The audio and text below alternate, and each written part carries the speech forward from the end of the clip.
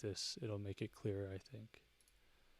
So I've got this here now.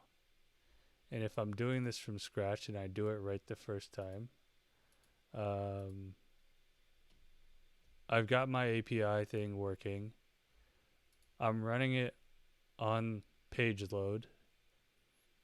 And so now what I need to do is make the element where I want to display the data. And right now, let's just say it's text, right? I just want to show like the raw output, and I'll put that in here. And I'll just call this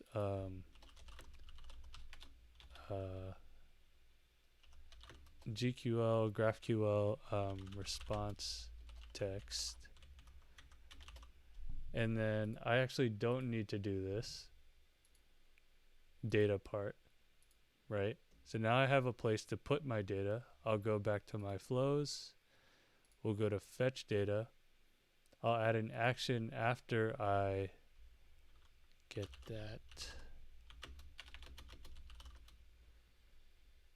I want to set the value of an element, the text box here. We want to make sure that we wait in between step 1 and step 2. Make sure step 1 is done. And then we want to select this element, enter a value, update which value we want, not just straight up text. We want from a variable that we set in step 1, which is suggested here.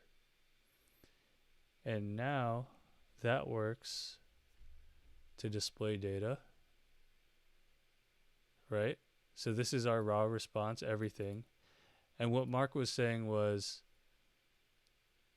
I could use something called dot notation.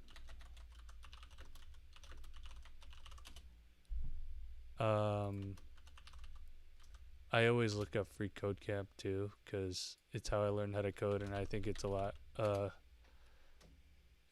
more accessible to a lot of people who might only need like one little lesson for it. So like you've got this is called an object, and now you'll do dot property 1. So sorry here. So dog, the variable name is dog. You want dog, and then inside of the dog object, you want dot name, and that will log spot, and then this one will log 4. All right. Hopefully that makes sense. Open to questions. Okay, so now what we want to do is add a path for that dot notation. So I have this, and what I want to get is data.buys, and I know the structure of it because I've done it here in this API. This is the same query that I ran. This is a GraphQL thing, so ignore some of the implementation details if you're not familiar to avoid some confusion. But this is just a nicer formatted response of what's being printed out there, right? So I have this big data object where I want to get the list, the square brackets. Everything in the square brackets pretty much is what I want to display, and that's under data.buys, or yep, data.buys. And let's see. So now I'm going to do data.buys, and this was it beforehand, and then let's save this. Now let's preview again. And now we only have everything in the square brackets, which is cool. So that worked right. Cool.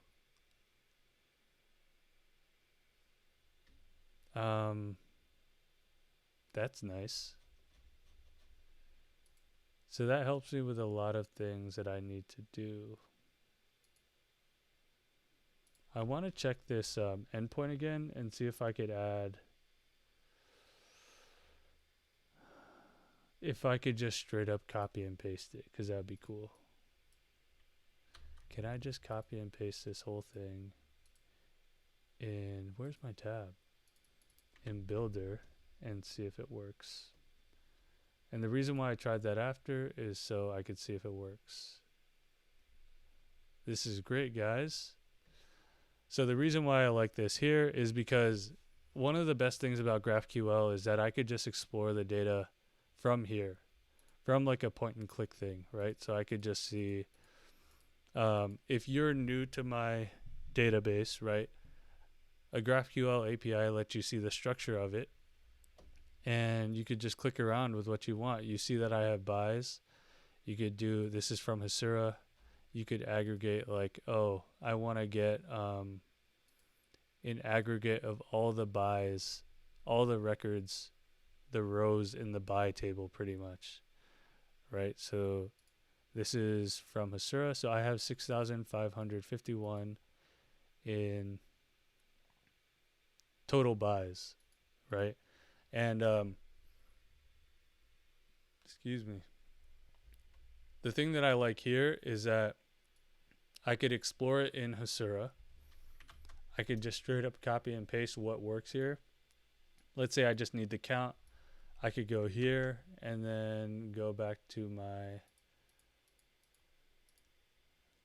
this page, paste it in as my value here, right? Query is a key. Well, you don't need to know that right away, but, and then so you do that, and from here I could say, let me remove this path just to make sure it works. And now I'll go over to data because the response is different now. Now I have data.buys aggregate. And so what I need to get to is a count, right? The cool thing about GraphQL is that I don't need to keep coding to change what I need from the API. This was all auto-generated. Like all this stuff, what's the max number and stuff, it's all auto-generated. Now let's say I want the buys with that.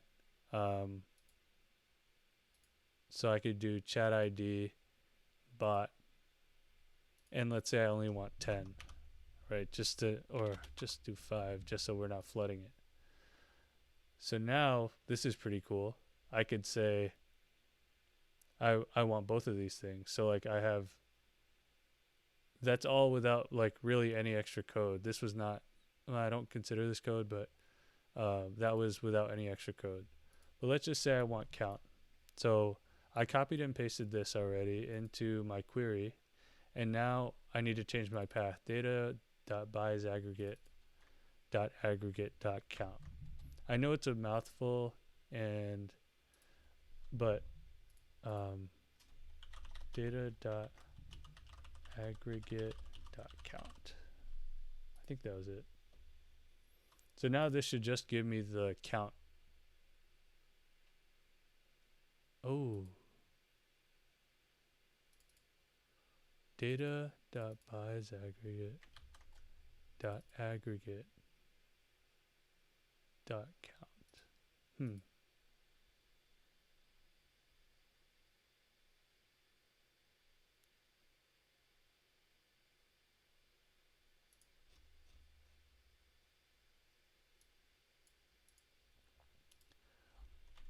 Let me see. This is why live demos don't work out.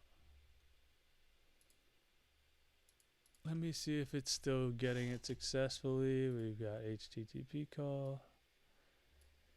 Yeah, we're looking pretty good here. I'm waiting for it. And then we've got here data dot, oh, I had a space here. Okay. Oops. All right, so there's our count. That's good.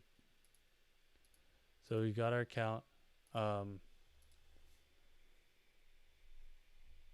right, so actually using a GraphQL endpoint off of Bildr is actually really easy. That's a huge plus. Let me calling a GraphQL API. That was probably my biggest thing that I needed.